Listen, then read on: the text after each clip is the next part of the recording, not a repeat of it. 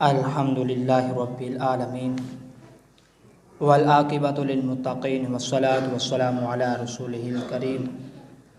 اما بعد فاعوذ باللہ من الشیطان الرجیم بسم اللہ الرحمن الرحیم واقیموا الصلاة آمنت باللہ صدق اللہ العظیم وصدق رسولہ النبی الکریم الامین ان اللہ وملائکتہ یصلون علی النبی یا ایہا الذین آمنوا صلوا علیہ وسلم تسلیما الصلاة والسلام علیک یا سیدی یا رسول اللہ وعلی آلک واصحابک یا سیدی یا حبیب اللہ الصلاة والسلام علیک یا سیدی یا رسول اللہ وعلی آلک واصحابک یا سیدی یا نور اللہ مولا صلی وسلم دائما ابدا علی حبیبک خیر الخلق کلہم۔ سامعین کرام، آج آپ حضرات کے سامنے نماز کی فضیلت کے لحاظ سے تین پہلو رکھنا چاہوں گا۔ ایک ہے نماز پڑھنے کی فضیلت، ایک ہے جماعت کے ساتھ نماز پڑھنے کی فضیلت، اور پھر اس کے ساتھ نماز کے اندر حاضر نہ ہونے والا، جماعت کے اندر حاضر نہ ہونے والا، اس کے لحاظ سے کس قدر سختی فرمائی گئی، اور پھر عمومی طور پر جو آج ہمارے معاشرے کے اندر جماعت کو ترک کر دیا جاتا ہے، یعنی کہ یا تو پھر اپنے گھروں میں نماز پڑھ لی جاتی ہے، یا پھر اس کے علاوہ اکیڈمیوں کے اندر فرض نماز پڑھی جاتی ہے۔ اس لحاظ سے ہمیں شریعت نے کیا حکم دیا ہے؟ پہلے نمبر پر نماز کی فضیلت کے لحاظ سے بخاری شریف کے اندر حدیث پاک موجود ہے۔ حضرت ابو ہریرہ رضی اللہ عنہ آپ روایت کرتے ہیں کہ نبی اکرم نور مجسم شفیع معظم صلی اللہ علیہ وسلم آپ نے ارشاد فرمایا، صحابہ کرام رضی اللہ عنہ کو مخاطب کر کے، صحابہ کرام کی جماعت حاضر تھی تو سرکار نے فرمایا، اے صحابہ، اگر تمہارے گھروں کے سامنے سے کوئی نہر گزرتی ہو تو جو اس نہر کے اندر دن کے اندر 5 مرتبہ غسل کرے تو کیا اس کے جسم پر کوئی میل باقی رہتی ہے؟ تو صحابہ نے عرض کیا کہ یا رسول اللہ صلی اللہ علیہ وسلم، کہ جو بندہ مومن 5 وقت دن کے اندر غسل کرے اس کے جسم پر کوئی میل باقی نہیں رہتی۔ تو پیارے محبوب صلی اللہ علیہ وسلم آپ نے ارشاد فرمایا کہ یہی کیفیت ہے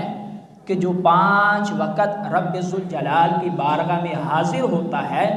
رب ذوالجلال نماز پڑھنے کی برکت سے اس کے گناہوں کو معاف فرما دیتا ہے۔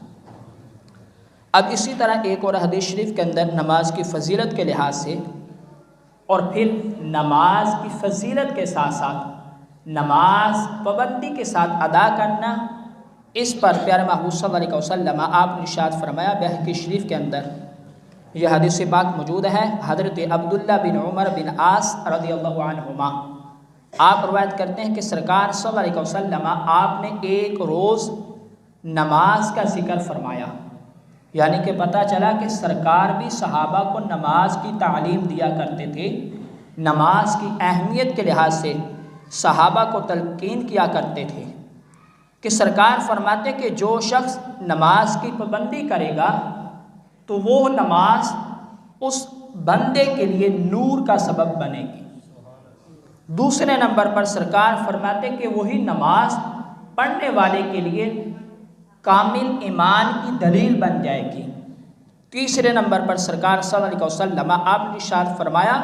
کہ جو شخص میرا غلام پابندی کے ساتھ نماز ادا کرے گا،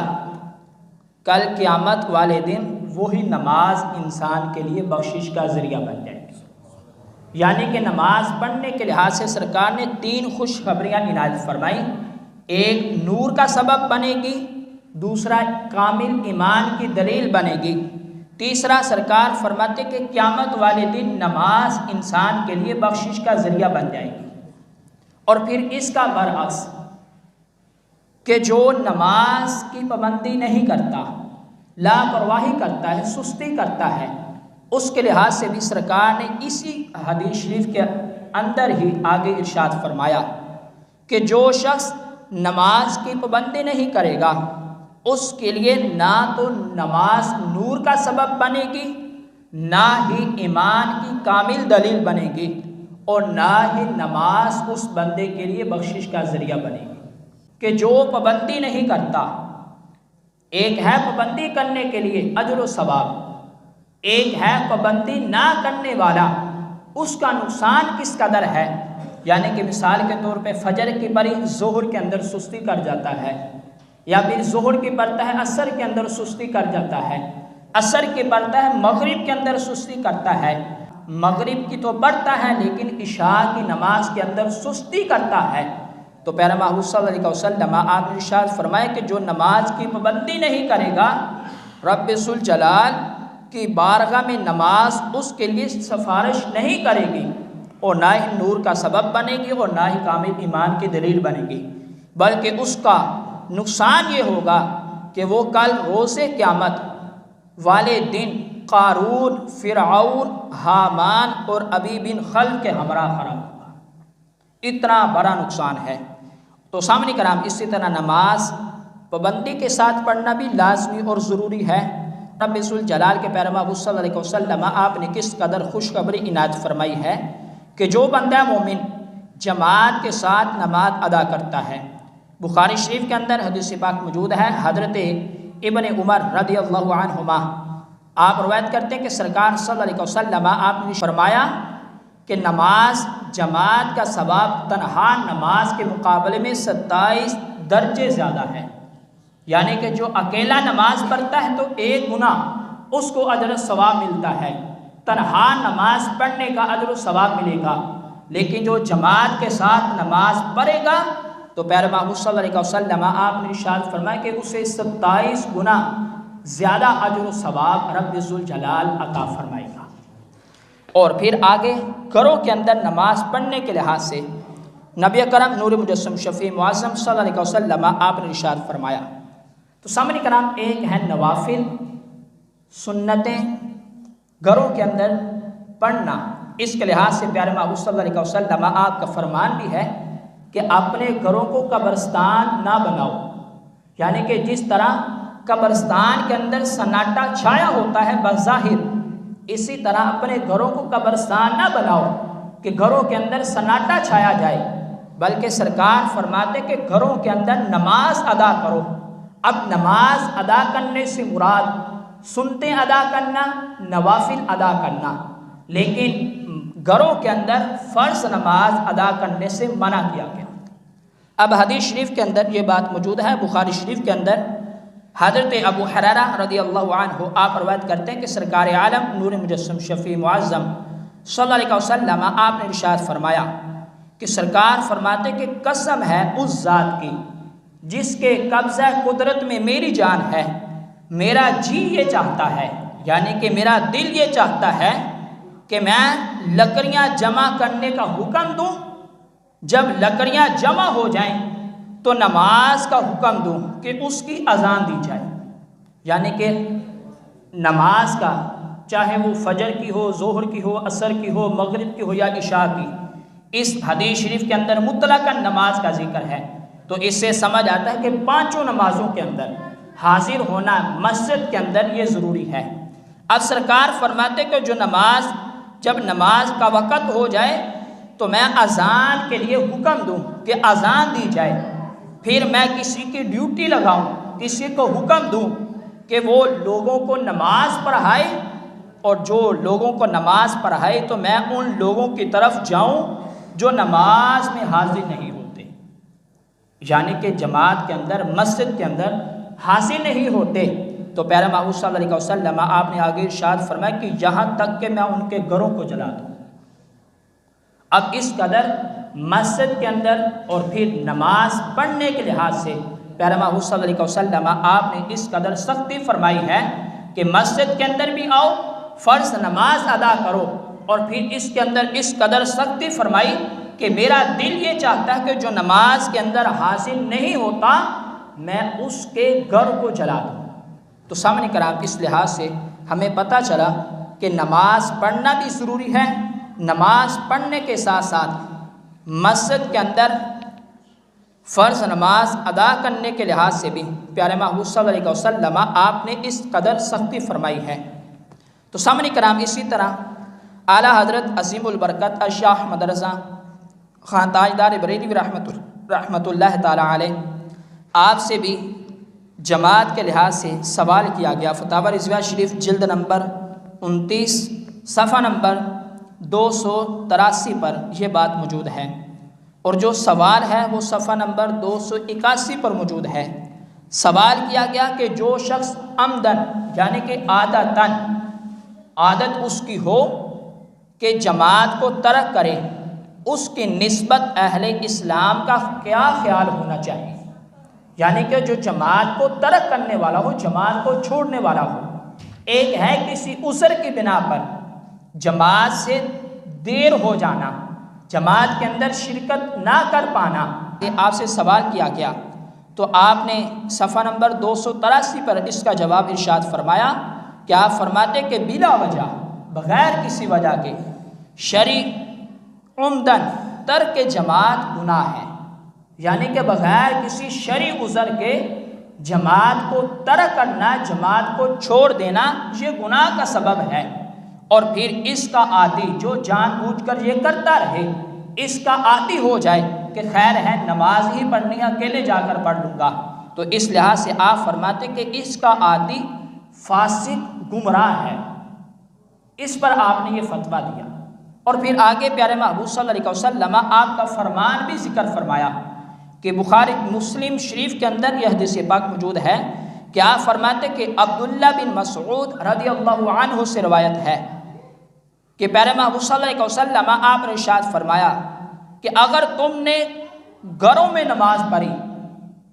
جیسا کہ ترک جماعت اپنے گھروں میں پڑھتا ہے، یعنی کہ ترک جماعت سے معلوم ہوا کہ فرض نماز کا یہاں پر ذکر ہے، سنت یا نوافل کا ذکر نہیں۔ آپ فرماتے کہ جیسا کہ ترک جماعت اپنے گھروں میں نماز پڑھتا ہے، اگر تم بھی ایسا کرو گے تو تم نے اپنے پیارے محبوب صلی اللہ علیہ وسلم آپ کی سنت کو چھوڑ دیا، اور اگر تم نے اپنے پیارے محبوب صلی اللہ علیہ وسلم آپ کی سنت کو چھوڑ دیا تو تم گمراہ ہو جاؤ گے۔ یہاں تک کہ آپ فرماتے ہیں کہ متقی لوگوں کے راستے سے ہٹ جاؤ گے، اور اگر کسی نے ترک جماعت کو حلال جانا یا پھر جماعت کو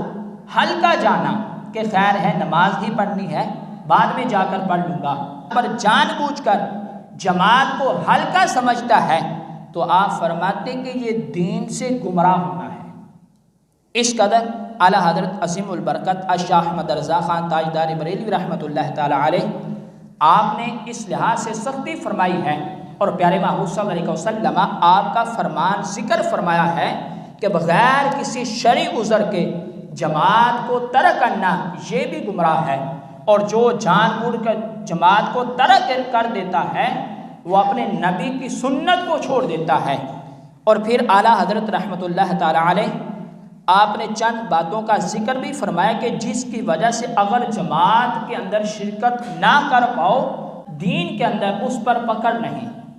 اب فتاوی رضویہ شریف جلد نمبر 3 صفحہ نمبر 475 پر یہ بات ذکر ہے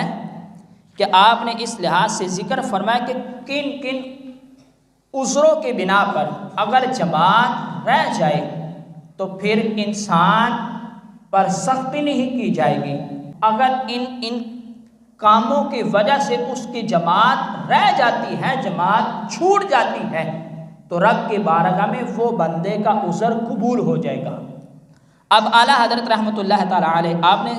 فتاوی رضویہ شریف کے اندر جلد نمبر 3 صفحہ نمبر 475 اور 76 پر اس بات کو ذکر فرمایا،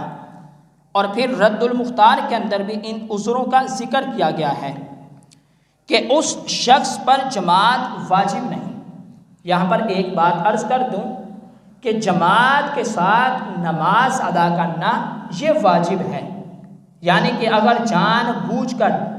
جماعت کے اندر شامل نہیں ہوں گے تو گناہ گار ہوں گے۔ اب آپ فرماتے کہ اس شخص پر جماعت واجب نہیں جس کی حاضری جماعت میں سخت قسم کی بارش ہو،